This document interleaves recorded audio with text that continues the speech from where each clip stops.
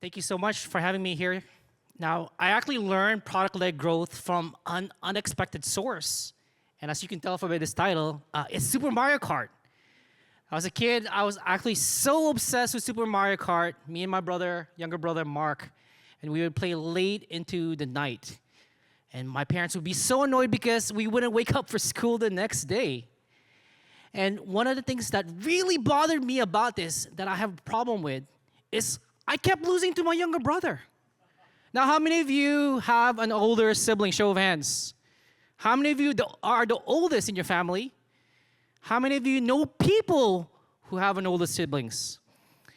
And there's this law of the universe. I call it the older sibling law, and that's the older sibling always has to win. It just bothered me so much that my younger brother beat me. So one time I watched him, and I looked at him, and before the start, it turns green, he would accelerate ahead of me, and I couldn't figure out how to do it. And finally, I bribed him a month of chores, and I told him, Mark, I'll do your chores for a month if you tell me the secret to accelerating. If you know Super Mario Kart, right before you press, before the light turns green, you press the accelerate button, and you get a head start. And that sets you up for success in your race in that particular game itself. And I feel like this story applies to so many things. It applies to now. Some of you are looking around. You probably met some new people, and you're looking at them, not necessarily judging them, but you're looking at that first impression to make an impact of potentially partnership or future job. We know this from coffee dates. Those first impression matter, from job interviews, and it also applies to go-to-market teams and our experience with our customer. Because the reality is that first impression with your customer can turn into long-term success. There's a lot of metrics that we look at that we've been talking about all day. Things like improving your trial to paid conversion, reducing churn, talking about how do you increase your expansion revenue and improve your product adoption. All of those things, it seems like a lot, and it is a lot for a team to do. That's why we have different departments. And it can feel a little overwhelming, but I have some good news for you this afternoon, and that all of this start with that very first impression. If you can nail that first impression, that first experience with a customer, then you're more likely to be successful long-term. And there's some data that backs this. Let me share with you a few. First, a study by Inner Trends. They did their own customers. They looked at it. They found that the customers who successfully completed the onboarding experience within that first week, after 12 weeks, they looked back at the same customers. And they found that they were 3 times more likely to be still using the product after 12 weeks. And that's just the start, the retention piece.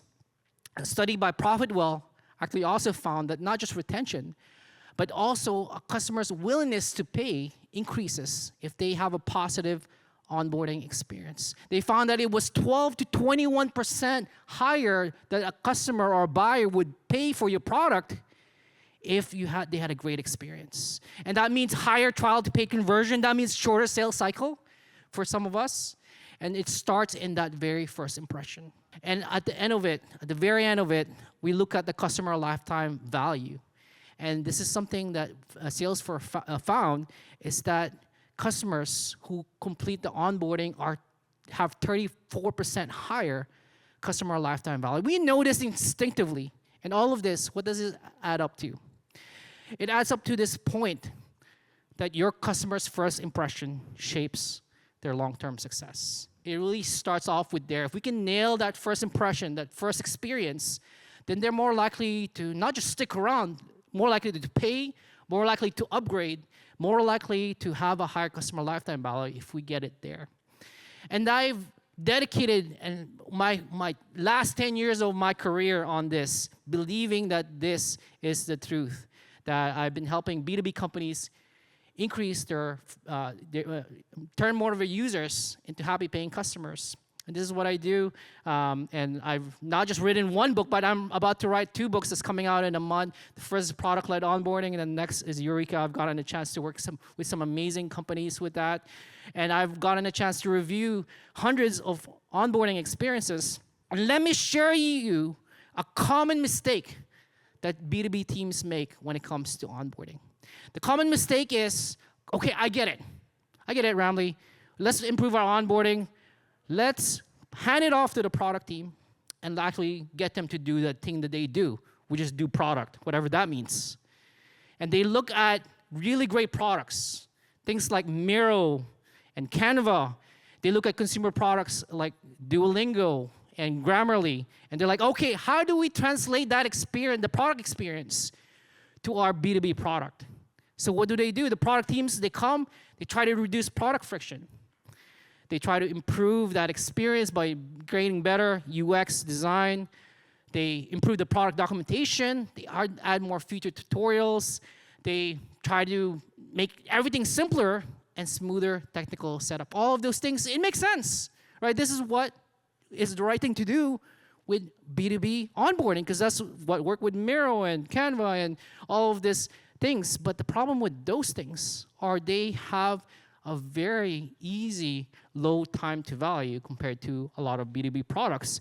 And these teams often come to me, and to quote my obsession with my favorite fictional character, Super Mario, they come to me and say, "Mamma mia, why isn't it working? Why isn't it working?" And what I've come to realize is that the biggest barrier to B2B onboarding is not product friction. The biggest barrier to product adoption in the B2B sense is actually human resistance. And it's that change, because you think about it, onboarding, you're not just onboarding them to a product, you're actually onboarding them to a new way to do things, a new workflow. They have to let go of what they've done before. And to do that, they have to change. And as humans, we know this. Change is scary, right? Change is absolutely terrifying. And what I've come to realize in the B2B onboarding world, human resistance is the biggest barrier. And let me explain to you with a visual. I actually call this the hierarchy of B2B friction. That there's actually 3 layers of friction that every successful B2B onboarding experience need to overcome. And the very first layer is the table stakes. This needs to be there. This is reducing that functional friction. Those are things like UX and the UI, making sure it's simple in the product. But above that is something that we forget. In B2B products, one that is often forgotten is social friction. And this is about the people and the processes that needs to change because of that adoption, that onboarding that they have to do. And often, it's about making the champion of that product who is bringing on your product to their company look good. Yeah, what you want to reduce is them thinking, I hope that this doesn't make me look dumb in front of my colleagues if I invite them to this product. And the highest form of friction that we have to overcome is the emotional friction. This is the friction about the fear and that doubt of changing and being fired potentially for a B2B product that we just heard it now, a product that can cost $500,000. And they took it on and they brought it to the company and it didn't work out. Now your job could be potentially on the line with B2B products. The higher the contract value, the higher the emotional stakes for that buyer specifically. Because if it doesn't work out, you've just lost the company potentially thousands of dollars. And across these 3, often the first 2 are the one that is holding back B2B buyers. And let me show you some data that shows this.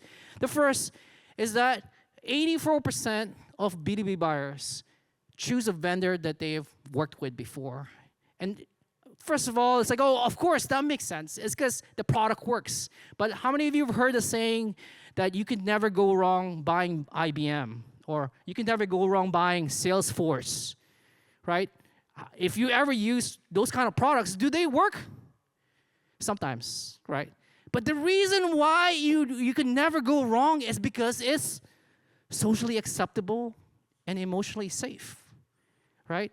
And further to this study from Sixth Sense is that 76% of buyers, if they have a great positive buying experience and onboarding experience, they're actually more likely to buy again. It goes back to that thing that the product might work, but you also have to make it safe for that champion or that buyer socially and emotionally.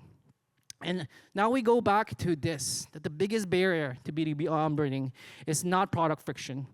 It's actually emotional and social friction. And now it seems so obvious now that we talk about here, but why do most teams miss this? And the reason why, it goes back to what I said, what most teams do if they realize they need to improve their onboarding is let the product team do their thing. Let the product team do their thing to fix our onboarding.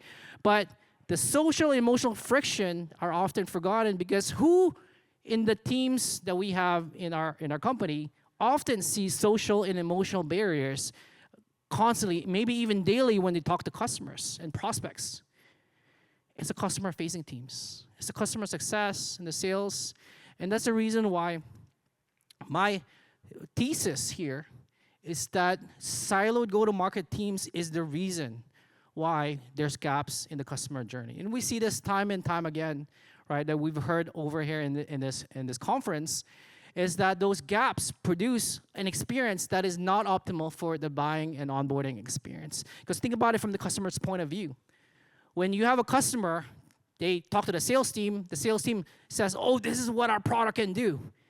They get into the product, they hear the promises from the sales team, and they look at the product, it's like, this is not exactly what I heard.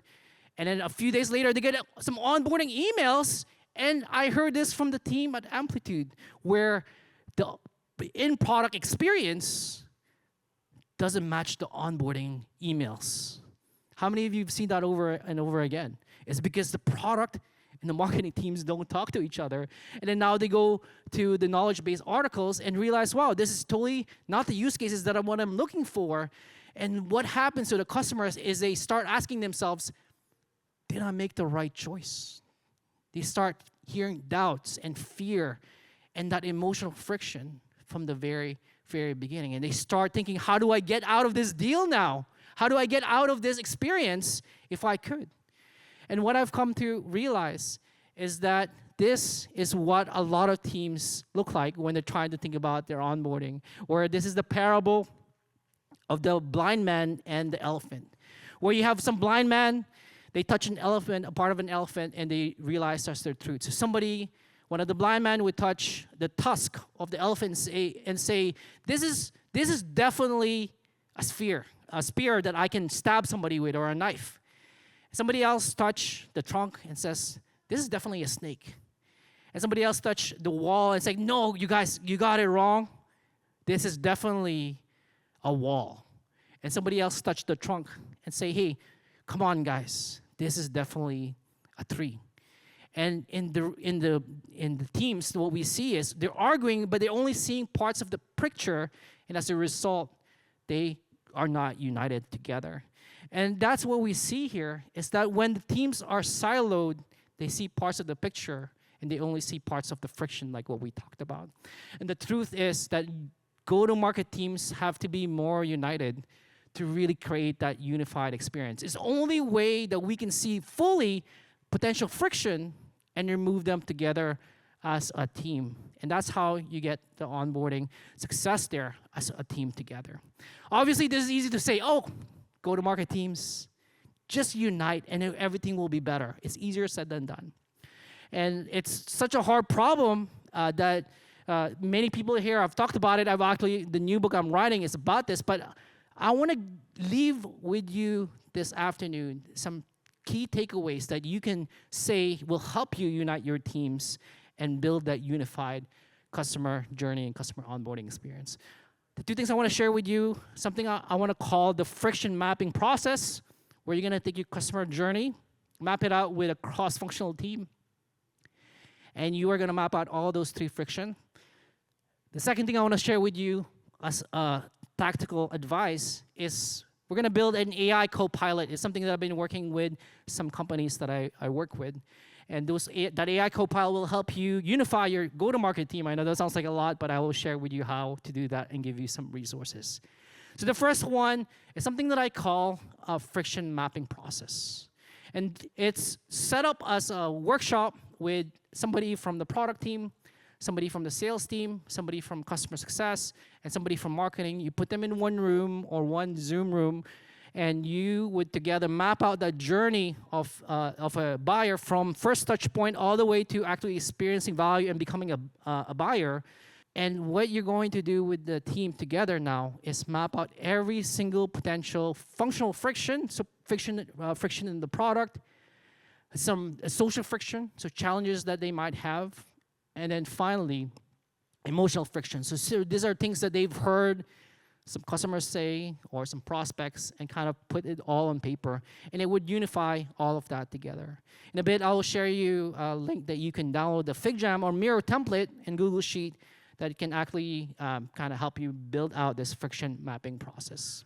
The second thing that I'm excited about, because every time I talk about it, people get excited, is building an AI co-pilot for onboarding. This is something that I've been working with some teams.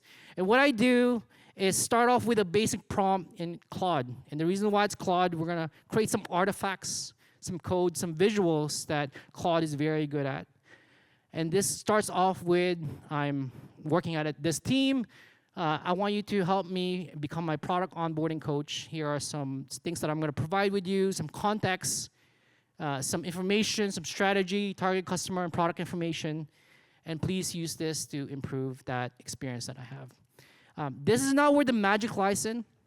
The magic lies in when you get everybody from different teams to kind of contribute to this AI co-pilot. So you would get the product team, and you would ask them to upload any product documentation that they might have, any user research recording transcripts, any product analytics data that they might have. You can even take screenshots of your data. You don't have to export it as a CSV. You can just drop it in Claude, and it would actually figure it out that already. Then you would go to your marketing team, and you would happily upload your brand guidelines, your brand voice, and of course, your positioning and messaging documents to this AI co-pilot. And that would take that, and potentially we're going to see build some potential emails that can help you with the onboarding emails. Then you go to your customer success team, and they would upload customer onboarding call transcripts, any kind of common tickets that they get and issues from their best fit customers, and knowledge-based articles on how to fix those things. You would have the sales team and upload sales call recordings of best fit close won deals. So now he knows the common questions that prospects ask about the product experience that they might have about that. And what happens now is that you have this almost AI brain, this AI co-pilot that has all the information and context that your team has had.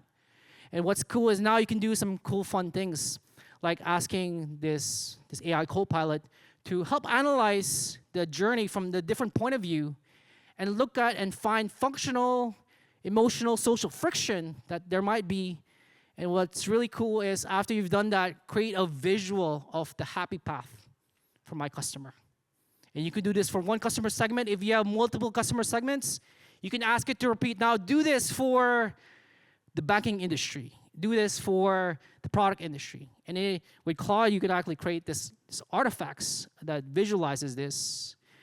You can even take this a bit further. If you're not a coder or the designer, you can ask Claude now, hey, I want you to reduce social and emotional friction using interactive product demo tools like Nevadic or other things, and I want you to mock it up for me because I'm not a designer. And what's cool is that it can actually start mocking up potential what that could look like in your product itself. And finally, you can also create behavior-based sequences that you can ask it to put together now that it has the brand voice and brand tone from your marketing team. First of all, you would ask it to map it out, and you could potentially build this out in Inflection or other tools like that, and to kind of flow this out and kind of start writing the copy for that. Now, all of that is just the beginning. You can obviously put this all together and continue to use that as an AI co-pilot. And as promised, if you want this prompts here, feel free to get it now. It is available at delightpath.com/PLGTM. You can also scan this QR code. It will take you there. There's no email required. I made this ungated. You can also get that template for the friction mapping process. And I added a pretty fun thing. I added the impossible Super Mario level, where somebody created this level with hundreds of spinning fire. And the reason why I put that there is because a lot of B2B onboarding experiences look like that, right? And finally, there is a bonus thing there where you can ask for me to review your onboarding for free. So you can check that out there, delightpath.com/PLGTM. And just to wrap it up, I'm going to pull it back to my favorite video game, Super Mario Kart. About 3 years ago, I onboarded a human into the world. His name is Zane. He is much too young to play Super Mario Kart, but he loves cars. And my mother, his grandmother, bought him this Mercedes car. Obviously, it's not legit, but he enjoys being in there to travel around. And the cool thing about this is that it has a little remote that my wife and I can make sure that he doesn't get hit by cars, but also be on the right path. This little remote like this. And I feel like this is what we need to be to really create an exceptional experience. We have a remote that we can guide our users, guide our customers to that great experience. And the challenge often the sales team has the up button, the marketing team has the down button, the product team has the right button, and the customer success has the left button. And when we're not together, it's like pure chaos. Somebody gets hurt really bad, that's often our customers. And it really does take a united team to build that that unified customer journey so that we can make sure our customers and our buyers avoid the pitfalls. And just like in Super Mario Kart, that's the oil spills and banana peels, and make sure that they get the power-ups that they need to win in their journey. So I have for you. Thank you so much. And feel free to, once again, go check that out. And one extra bonus, the Inflection team has been kind enough to share a handful of an advanced copy of my books. I only have 5 or so. If you wanted to get a copy, it's available at the Inflection booth. So thank you so much.